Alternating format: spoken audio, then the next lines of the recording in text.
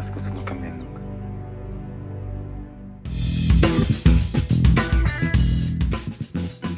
Emilio, bienvenido al Diccionario de Directores del Cine Mexicano. Es un gusto tenerte en esta ocasión en tu debut en el largometraje ficción con El deseo de Ana. Bienvenido.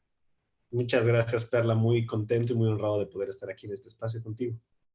Emilio, entre que sales de la Universidad Centro en 2013 e inicias la filmación del deseo de Ana en 2018, ¿qué ocurre en tu vida profesional?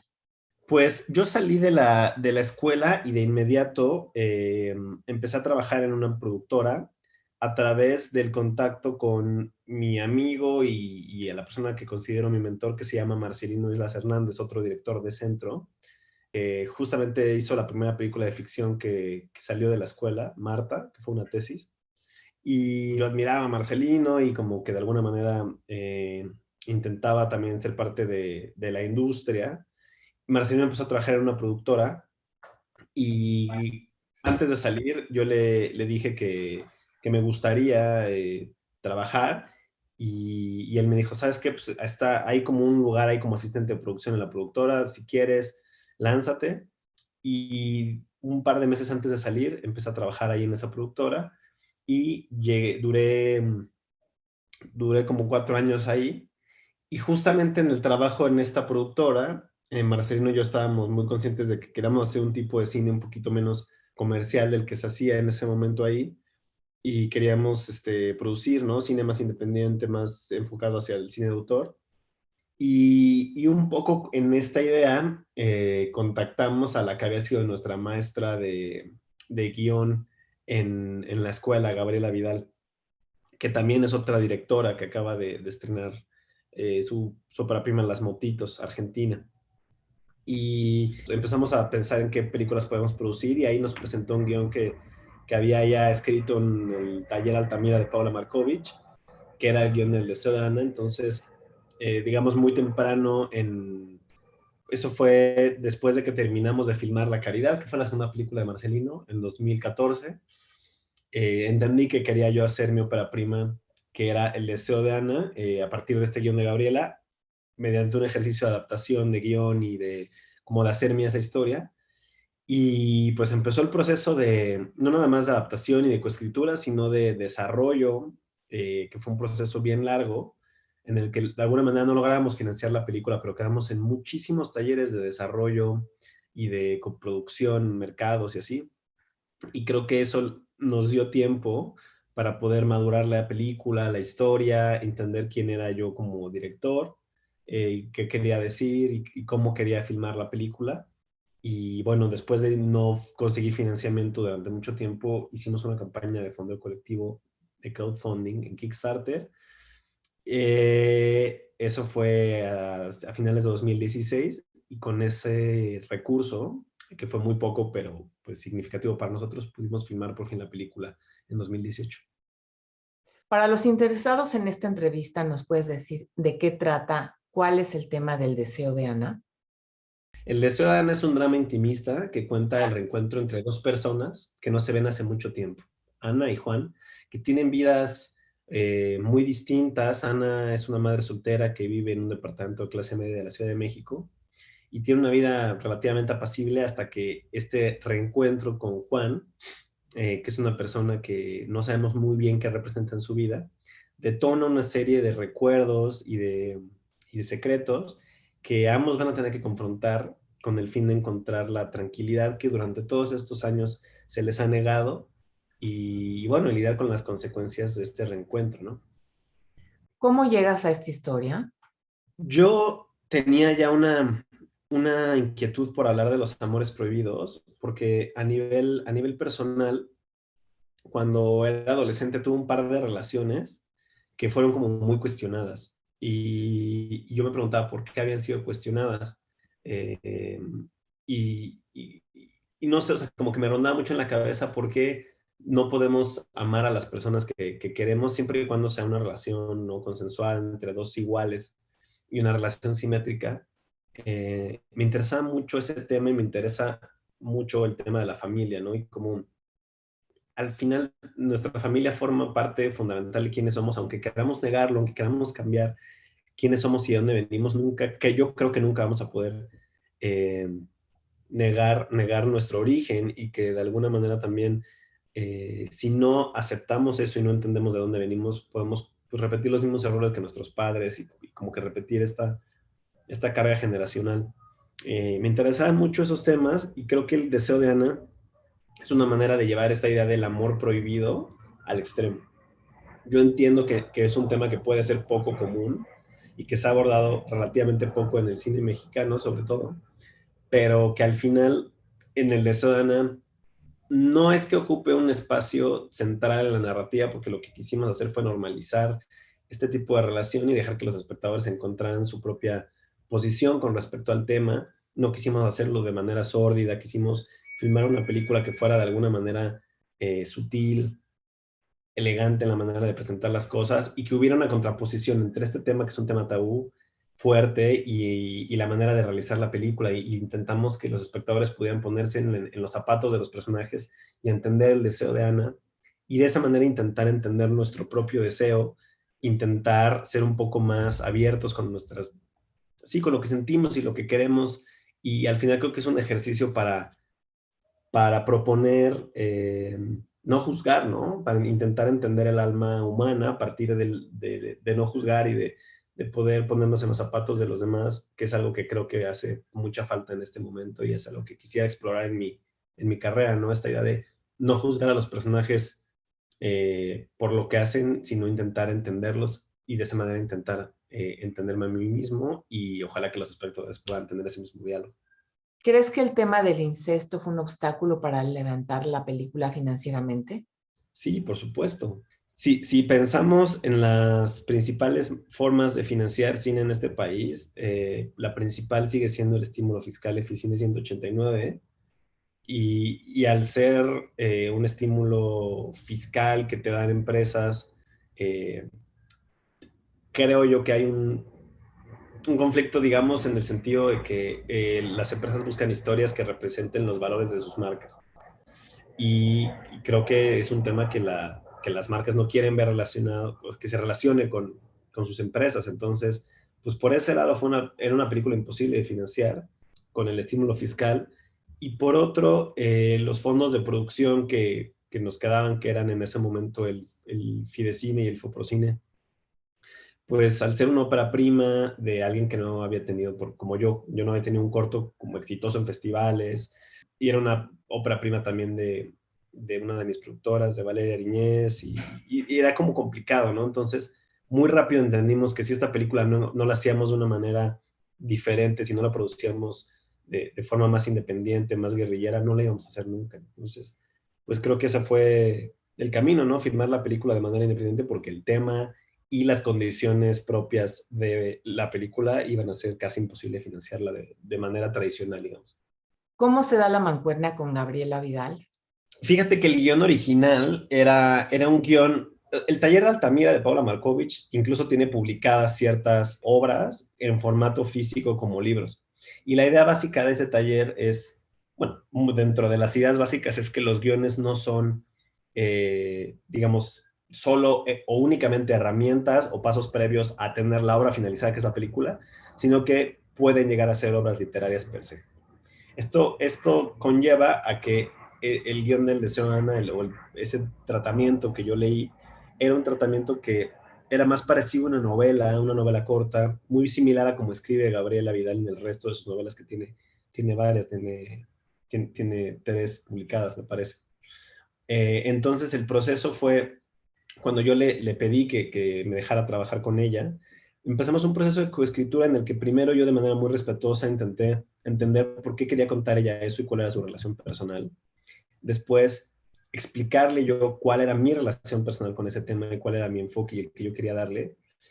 Y como entender los pilares fundamentales, sí, la estructura en base a qué se sostenía, y qué se podía cambiar o se tenía que cambiar, y qué estaba bien como era. Entonces fue un proceso, la verdad, muy poquito a poco bueno, primero hacer una adaptación de país, porque era una historia pensada para Argentina, y después hacer una adaptación de diálogos, después hacer una segunda adaptación de diálogos ya a que los personajes hablaran más como yo quería que hablaran y hacer un cambio en la estructura, sobre todo del tercer acto, eh, que yo tuve muchas asesorías con colegas y personas que respeto del medio, y de esa manera todo yo se lo consultaba a Gabriela, e incluso terminó siendo también una asesora de rodaje. Ella me propuso a Laura Gorreca, que terminó siendo la actriz principal. Yo le pedía su opinión con respecto a las locaciones, ¿no? Cómo se imaginaba ella esto, y fue un diálogo bien interesante. Al final no pudo venir al rodaje porque ella vive en Córdoba, pero en Argentina, pero todo, o sea, le mandaba algunos cortes antes de que la película estuviera terminada, le pedí opinión de la música. Entonces, yo considero que más que como la co-guionista o la guionista, se convirtió en una colaboradora muy importante en mi cine, y de hecho, pues seguimos trabajando juntos y planeo seguir colaborando con ella, si se puede, por mucho tiempo. Oye, ¿qué vas a exponer tu punto de vista? ¿Por qué te gustó el guión? Ella, ¿cuál fue su idea? ¿Por qué escribe esto? ¿Cómo se origina esta historia en ella? Lo que ella cuenta es que, además del ejercicio del taller, que era justamente escribir esta historia sin juzgar a los personajes, surge un momento en el que ella estaba triste, que había tenido una separación justamente familiar con su hermano. Entonces, nada, como sí es una historia que surge a partir del amor fraternal, ¿no? Y entre hermanos. Obviamente, de nuevo, es una película que lleva al extremo este concepto, pero es un concepto interesante, sobre todo porque es como cuestionar las bases de lo que consideramos una familia, ¿no? Y lo que hemos construido como familia a nivel sociedad. Y creo que de ahí viene este ejercicio. Y además, Gabriela es una persona que desde la docencia siempre nos motivó a escribir de lo que nos dolía, de lo que nos avergonzaba, de las cosas más, de las pulsiones como más profundas que teníamos. Y yo creo que este guión viene un poco de esa cosa que ella sentía en ese momento, que representa muy bien su estilo de escritura y de las cosas que le interesan. En el guión predominan los silencios, el sonido ambiente, las miradas y los movimientos corporales. ¿Por qué decides desarrollarlo así? Fue difícil en el sentido de que la historia se podía ir muy fácil hacia algo que no fuera tan sutil, hacia algo que fuera un poco más crudo o sórdido, o incluso ya llanamente melodramático, ¿no? Entonces creo que parte de ese proceso de adaptación del guión fue construir a nivel cinematográfico, ya desde el guión, estos silencios, estas miradas, dónde estaban los cuerpos de los personajes. O sea, en el guión sí están escritos esos silencios, esas miradas, incluso si uno de los personajes se recargaba, incómodo, si carraspaba, si movía su mano, ¿no? Si se separaban en ese momento, todo está escrito. Y creo que fue un proceso de evolución en el que yo poco a poco fui entendiendo, junto con el resto de las colaboradoras, que esta película tenía que construirse a partir de una normalización del conflicto.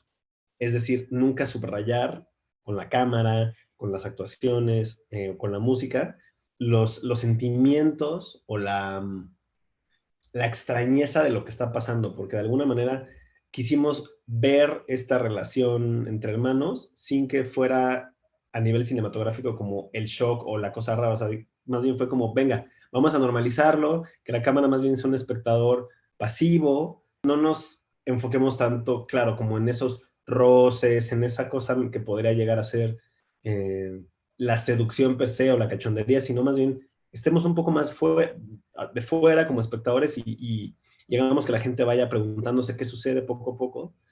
Y que sí, eventualmente dentro de esta normalidad hay una cosa que sube, y hay momentos en los que esto explota un poco, pero sin nunca irse hacia esta idea de que el espectador tenga este golpe tan fuerte. Incluso al final sigue habiendo como una especie de contención. Y creo que es parte fundamental de, a nivel cinematográfico, no juzgar y no presentar una historia controversial con nuestros planos, con nuestro sonido, con nada. Me llama la atención Laura Agorreca, que es argentina, su dominio del acento mexicano. O sea, nunca hubiera yo pensado que era argentina, ¿no? ¿Cómo se integra ella a la producción? ¿A través de la guionista o por qué fue elegida? Justamente cuando la película originalmente estaba casteada con otros actores, cuando hicimos la campaña de fondeo, pero después por un tema económico y logístico no pudimos filmar con esos actores. Y lo que es interesante es que la primera opción para ser Ana fue Laura Gorreca. Gabriela me dijo que tenía una amiga que en este momento estaba viviendo en México, que había salido en el premio y que ella había escrito la historia un poco pensando en ella como protagonista. Yo la conocí, nos fuimos a tomar un café y me quedó clarísimo que era Laura la actriz. Después, por el tema del largo desarrollo y de que no teníamos los fondos, ella regresó a Argentina, de alguna manera se retiró un poco de la actuación y nos reencontramos casi 3 años después, ya con una idea más clara de que la película se iba a filmar de manera completamente independiente y decidimos trabajar juntos como en esta nueva etapa en nuestras vidas. Ella ya tenía otra hija, yo ya había madurado un poco más la historia. Y sí, ellas dos son amigas desde Gabriela y Laura son amigas desde hace tiempo, y hubo un proceso muy interesante en el que pues Laura, de alguna manera también como co-creadora, dio su opinión del guión, dio su opinión de los diálogos e intentó entender cuál era pues la intención, y nos ayudó mucho porque ella, pues hablar digamos como está escrito el guión no es natural para ella, porque ella, como dices, es argentina, pero intentó hacer lo suyo, intentó normalizarlo, y hubo un proceso en el que enseñamos toda la película y que todas las inflexiones, incluso a nivel de acento, se hablaron desde antes. Entonces el guión de la obra está completamente rayado, ¿no? Cada palabra estaba muy bien pensada y confió mucho en mí, ¿no? O sea, yo le decía, es que dilo así, pero así suena, o sea, lo escuchas tú natural, y yo sí, es que así hablo yo, así hablan las personas que conozco, intenta decirlo de esa manera. Entonces creo que Laura confió mucho, y además de que es talentosísima, pudo pues por lo menos hacer un acento como súper neutro. Y en efecto es algo que termina no estorbando, ¿no? Era una decisión súper complicada. Algunas personas decían que no iba a funcionar, pero sí terminó funcionando, y pues en gran medida es gracias a Laura. ¿Cómo se integran los actores David Calderón y Emanuel Varela a la película? A David Calderón lo conozco a través de Camila Seltzer, que era una de las personas que yo tenía contempladas en algún momento también para el personaje de Ana. Me dijo, conozco a alguien que es muy similar al personaje, ¿no? Y yo me reuní con David, y fue una cosa muy fuerte porque David de alguna manera es el personaje de Juan, ¿no? Él, como David, es muy similar a nivel físico, lo que piensa, su actitud y su posición de vida con respecto a las relaciones, y tiene una cosa como de historia personal que él encontraba muy, eh, él se podía relacionar muy bien con eso. Entonces, pues nada, de alguna manera el proceso con David fue igual muy rico, pero fue un poquito menos analítico, porque yo creo que David es como una fuerza vital, muy intuitivo, y creo que David se ancló un poquito más desde el lado emocional de cómo interpretar el personaje y desde la libertad, ¿no? Creo que Laura lo construyó súper meticulosamente, y también en este diálogo y en estos diferentes métodos de trabajo hubo algo muy rico, porque los personajes así son, ¿no? Tienen sus diferentes personalidades. Y Emanuel Varela lo conocí por Gibran Portela, que fue uno de mis asesores en el taller de primeras y segundas películas de Tipa, que tomé en la casa de Carlos Rigadas, en Tepoztlán. Él me dijo que conocía a un excelente actor de teatro, Emanuel Varela. Me lo presentó, y también creo que pude trabajar muy bien con él como esta contraparte del personaje de Juan, que además es muy divertido porque ellos ya se conocían, habían trabajado juntos. Entonces David y Emanuel ya habían tenido una relación previa laboral, y fue muy interesante en ese aspecto. Lo mismo con Simón Bucio, que terminó siendo la pareja de Juan. Eh, Me siento muy honrado de poder haber trabajado con este elenco. ¿Cuál fue tu método de trabajo con los actores? Pues como te mencioné, todo estaba ya muy escrito desde el guión, estaba muy desmenuzado, las acciones, incluso a nivel sexual. Y primero fue un trabajo también como de trabajar desde el deseo femenino, y yo entender que yo tengo una posición ajena a ese deseo y soy como externo. Entonces, no nada más Gabriela como guionista, sino mis productoras, Araceli Velázquez y Valea Ariñez, mi fotógrafa Flavia Martínez, perdón, eh, las consulté mucho sobre, por ejemplo, las escenas de masturbación femenina y cómo deberíamos contar esto. Entonces, primero, había como un trabajo de desglose y de toda la película está dibujada, está storyboardada. Entonces ya sabíamos cómo queríamos contar de manera visual, qué planos iban a hacer. Por ejemplo, en la escena donde Ana se está masturbando después de tener sexo con su novio, ya sabíamos que el enfoque iba a ser literal sobre el reloj, ¿no? De manera literal íbamos a trabajar con un lente, con una profundidad de campo muy reducida para que el foco estuviera en el reloj. Entonces, Laura sabía cuál era la aproximación desde que estaba la planeación de la película. Lo mismo con las escenas de sexo. Entonces creo que en ese sentido se sintieron muy cómodos de saber ya cómo se iba a ver esto. Y en concreto con las escenas de sexo, pues nada, de nuevo las ensayamos por ejemplo cada movimiento. Nosotros no queríamos que se sintiera una cosa violenta, o sea, que se sintiera una cosa como de coerción. Entonces era bien importante que sí hubiera una cosa de intensidad, pero que no, que los espectadores no puedan interpretarlo como que aquí hubo un traspaso de la voluntad de uno de los personajes. Entonces, pues eso, o sea, cómo hacer que esto fuera como una coreografía casi dancística en la que ambos personajes pudieran tener momentos de ataque, de retroceso. Si recuerdas un poco, pues hay momentos en los que uno agarra a otro y viceversa, ambos se rechazan de pronto. Entonces era como una cosa de construyamos una danza, un choque entre iguales y que el deseo venga de ambas partes de manera más o menos proporcionada. Y bueno, fue muy divertido ensayarlo, había un ambiente de profunda confianza. Durante 2 meses ensayamos Laura, Gorreca, David y yo. Y nada, creo que al final sabíamos muy bien cómo iba a funcionar. Y en esta película, que es mi ópera prima, me sirvió mucho tener ese nivel de control para evitar, en la medida de la posibilidad, pues, cualquier error, ¿no? Háblanos del diseño de la fotografía y por qué elegiste a Flavia Martínez. Yo justamente quería trabajar bueno, en algún momento entendí que quería trabajar con una fotógrafa mujer que me ayudara a retratar, pues, el deseo de Ana, ¿no? Y a ayudar a entenderlo de forma visual. Porque yo sí creo que está bueno poder aceptar nuestra parte masculina y femenina pues desde el punto de vista plástico y artístico, ¿no? Entonces fue un ejercicio en el que yo quise explorar esa parte femenina en mí, pero sabía que necesitaba cómplices. Entonces buscamos fotógrafas mujeres y yo, digamos, de alguna manera empecé en la búsqueda y cuando conocí a Gabriel Mariño, él había trabajado con Flavia en un documental que había dirigido y me dijo, bueno, Flavia es un talento enorme, ¿por qué no la conoces?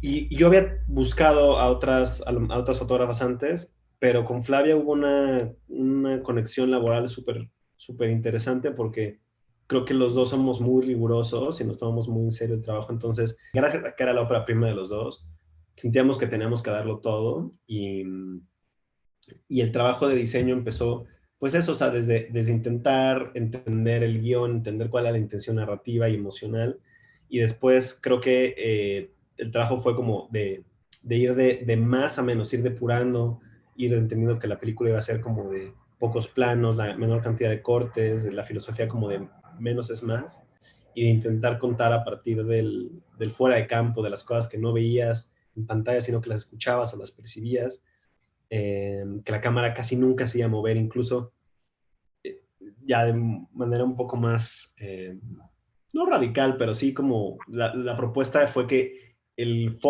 cambio de foco, el rack focus, es también un movimiento. O sea, a nivel óptico es un movimiento, entonces que no íbamos a hacer ese cambio de foco, a menos que fuera súper necesario o a menos que quisiéramos decir algo. Entonces Flavia no podía mover la cámara, o habíamos dicho que no moviera la cámara, no podía hacer cambio de foco, y eso hace que la película tenga una visualidad particular, ¿no? Hay muchos planos fuera de foco, incluso hay momentos en los que el Sí. personaje o los personajes están completamente fuera de foco y llegan con la idea de que fuera una cosa que a nivel de lenguaje reflejara un poco el estado emocional de los personajes y que hubiera muy poco movimiento, en concreto en un par de escenas, y que cuando hubiera movimiento fuera un movimiento que significara. Por ejemplo, cuando Ana regresa a la casa de donde creció, pues hay un largo traveling, ¿no? Como que de alguna manera está desencajándose de la realidad presente para regresar a ese pasado. Entonces, pues bueno, el movimiento queríamos que se usara con una razón particular y creo que al final terminó siendo una colaboradora bien importante, sobre todo en una película de tan bajo presupuesto. Creo que el trabajo de todos en el proyecto, pero sobre todo de Flavia, pues termina siendo un trabajo notable. Escogen un formato anamórfico, alargado. Sí, escogimos el formato 240, pese a que no filmamos con lentes anamórficos, entendimos que ese formato tan largo nos permitía balancear o desbalancear el cuadro de manera como muy consciente. Entonces los personajes cuando están juntos y cuando están como en un estado emocional similar, balancean el cuadro. Son muy simétricos de pronto algunos planos. Pero cuando los personajes están solos, sobre todo el de Ana, la encasillamos en el límite del cuadro, de alguna manera dejando mucho aire a la izquierda o a la derecha o arriba, lo cual hace que sean composiciones medio raras, ¿no? De pronto están muy desbalanceadas, pero de nuevo queríamos que eso pues, representara algo a nivel de los personajes. Y nos ayudó mucho este formato para poder separarlos. Y una curiosidad es que la película se filmó en un 99% con un solo lente, con una distancia focal de 25 milímetros, lo cual también hace que haya cierta deformación, que para movernos teníamos que acercarnos a la cámara físicamente a los personajes, eh, porque decidimos que no íbamos a trabajar con otras distancias focales, entonces también eso genera como un marco de limitaciones que usamos más bien a nuestro favor, ¿no? En lugar de decir, bueno, somos una película de bajo presupuesto, no para prima, qué mal que no tenemos recursos, más bien fue como, bueno, limitémonos a nivel creativo para hacer de esas limitaciones una propuesta de lenguaje visual y auditivo. ¿Con qué cámara filmaron? Filmamos con una Alexa Studio, que es de las cámaras, Alexa es la más grande y la más pesada, que tiene un obturador físico. Entonces fue bien raro porque teníamos perdón, fue bien raro porque teníamos una cámara muy pesada, con un tripié enorme, entonces fue muy similar a como hubiera sido trabajar en 35 milímetros, ¿no? O sea, no era un equipo práctico, fácil, eficiente, pero bueno, necesitábamos tener una calidad visual que no nos iba a dar otra cámara más pequeña, una DSLR, por ejemplo, y bueno, decidimos irnos con esta cámara que terminó siendo como un mastodonte, pero que de nuevo ayudó en el sentido de que no podíamos moverla tan rápido, entonces por eso es parte de por qué la película se siente tan pesada en algunos momentos, porque literalmente era muy pesado moverla. Entonces me parece curioso que al final pues el equipo técnico también influye mucho en el resultado de una película, ¿no? ¿Qué tanto participaste en la edición? Bueno, la película la editó Raúl Barreras, que es un editor vasco-español.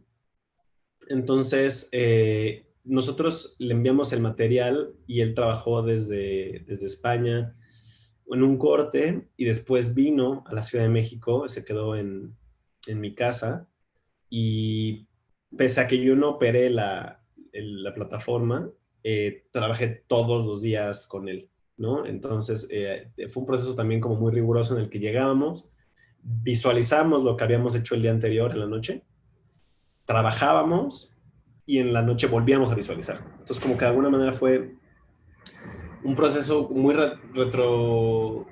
como retroactivo en el sentido de que la película que filmamos, el guión, terminó siendo muy largo. Tenemos un corte de más de 2 horas. Y de inmediato pensamos o entendimos que teníamos que cortarlo. Y bueno, que cortar fue una cosa importante. Había una subtrama con el novio de Ana que se fue completa. Había otra subtrama hacia el final de la película que también se fue completa. Y si te fijas, Perla, la película acaba en el clímax, no tiene un desenlace. El desenlace sí se filmó, había todo un desenlace, pero por eso creo que el trabajo de edición es al final sigue siendo trabajo de escritura. Necesitábamos encontrar una manera en la que no pareciera que nosotros estábamos dándole una solución al problema, porque desde el punto de vista narrativo no hay problema, más bien el problema es que los personajes nos aceptan y cuando nos aceptan deja de haber ese problema. Y vimos varias maneras de solucionar esto. Y justamente en las sesiones que teníamos creativas de edición, en una de esas invitamos a un par de directores mexicanos, a Gabriel Mariño y a Laura Baumeister, y nos dimos cuenta que posiblemente lo mejor era acabar en el clímax y de alguna manera tampoco darle una conclusión narrativa a la historia, pero sí una conclusión emocional a los personajes. Entonces, yo en el proceso de diseño de producción habíamos tomado unas fotos que son las de Ana y Juan de niños y me llevé una cámara de plástico, de juguete, que se llama Lomoquino. Es una cámara que usa rollos de foto fija de 35 milímetros análogo y que puede filmar, es mecánica y puede filmar, me parece que 30 segundos cada vez. Entonces me llevé esa cámara con los actores niños y los puse un poco pensando que a lo mejor podemos usar ese material, los puse a jugar y cuando Raúl, que el editor, se enteró que teníamos ese material, me dijo, ¿sabes qué? Puede funcionarnos para algo. Entonces tuve que escanearlo a mano en un escáner de foto fija, ¿no? Cada cuadro, escanearlo a mano. Fue un proceso como de 2 semanas, de nuevo muy artesanal. Y cuando lo vimos entendimos que había algo que nos contaba esas fotos así como rayadas, como con una textura imperfecta, que rompía completamente con el lenguaje de la película, pero que podía llevarnos a entender de forma emocional de dónde venían los personajes y qué les hacía falta. Entonces, nada, o sea, la película hubiera sido completamente diferente si no hubiera tenido la sensibilidad de Raúl y si no hubiéramos podido tener este tiempo de varios meses en los que sentíamos que podíamos encontrar algo mejor, mejor, mejor, hasta llegar a esta versión final de la película. ¿Cuántas semanas de filmación tuvieron? Tuvimos 4 semanas de filmación, una en la Ciudad de México y una en El Oro, en el Estado de México. ¿Y las otras en interiores? Las primeras 3 semanas fueron casi todas en interior y la última fue también casi todo exterior en el Oro. ¿Y cuánto te llevó la postproducción? La postproducción nos llevó un año, desde que empezamos a editar hasta que pudimos terminar la película. Fue un poco más de un año porque nosotros terminamos de editar y no sabíamos cómo íbamos a acabar la película. No teníamos dinero para poder hacer la mezcla de sonido. Habíamos ganado un premio en el Festival de Guanajuato en Incubadora de corrección de color en 2015. Entonces, de alguna manera nos lo respetaron gracias ahí a la gestión de David Rodríguez y del equipo de Cinecolor. Nos respetaron ese premio, entonces, bueno, ya, teníamos la corrección de color asegurada, pero no sabíamos qué hacer con la post de sonido. Y estuvimos buscando premios en Work in Progress y quién se podía sumar, y finalmente hubo un cambio administrativo en los estudios Churubusco y entró Lorenza Manríquez como directora general y le pudimos presentar la película y entraron los estudios Churubusco en una coproducción casi al 100% y así pudimos por fin terminar la película de manera profesional, ¿no? Porque había un enorme riesgo de que tuviéramos que acabarla nosotros. ¿Cuánto costó la película? La película costó 500,000 pesos, que es muy poco para los estándares mexicanos, de los cuales 350 los obtuvimos con la campaña de Kickstarter. Oye, ¿te imaginas en tu próximo esquema de financiamiento otros 3 años así? ¿O te piensas organizar distinto? Justamente después del Estudiana, mi socia Valeria Ariñez y yo dijimos, ¿sabes qué? No vamos a estar otros 4 años buscando financiar la película, escribamos algo que podamos filmar con esta idea de ser los dueños de los medios de producción. Entonces escribamos algo que podamos filmar en locaciones que conozcamos, con gente que conozcamos, y nos compramos una cámara, unos lentes, unas luces, para no tener que depender de nadie para contar nuestras historias. Con eso en mente escribimos un guión de nuestra próxima película, mi segunda como director, que se llama Esta bestia tan salvaje. pero bueno, no contábamos con la pandemia, ¿no? Empezamos a escribirla justamente en diciembre de 2019 y como ya todo el mundo sabe, en febrero, marzo, el mundo se fue patas para arriba, pero pues después de escribir eso de manera como tan rápida y como con mucha energía y mucha fuerza, pues aplicamos al último Fidecine, que fue la última convocatoria del fideicomiso, la ganamos, aplicamos por muy poco dinero, pero de alguna manera tenemos pues un poco más que en el de Sodana y la idea es filmar la película en abril de 2022, repitiendo de alguna manera el esquema de producción del de Sodana, incluso haciéndolo un poco más compacto, filmar de manera más documental con la idea de que también yo creo que la manera en la que filmamos nuestras películas representa como una posición como pues ética, ¿no? También con respecto a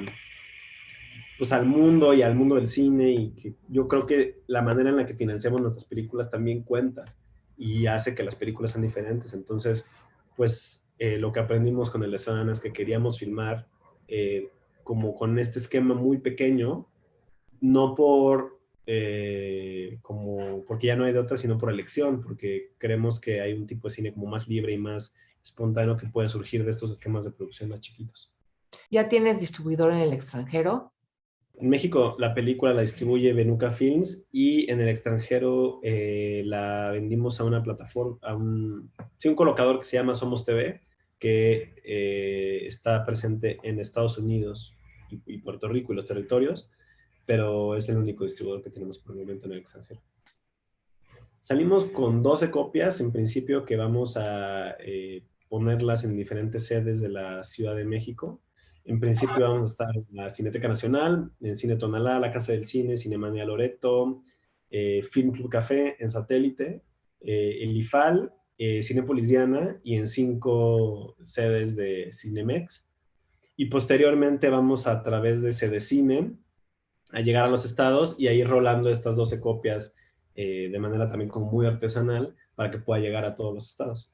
Gracias, Emilio, por la entrevista. Estaremos pendientes de la próxima y te deseamos mucho éxito y mucha suerte. Muchísimas gracias, Perla, y súper contento de formar parte de esta iniciativa que además creo que es súper necesaria para el cine nacional. Gracias por estar aquí. Gracias, cuídate mucho, Perla.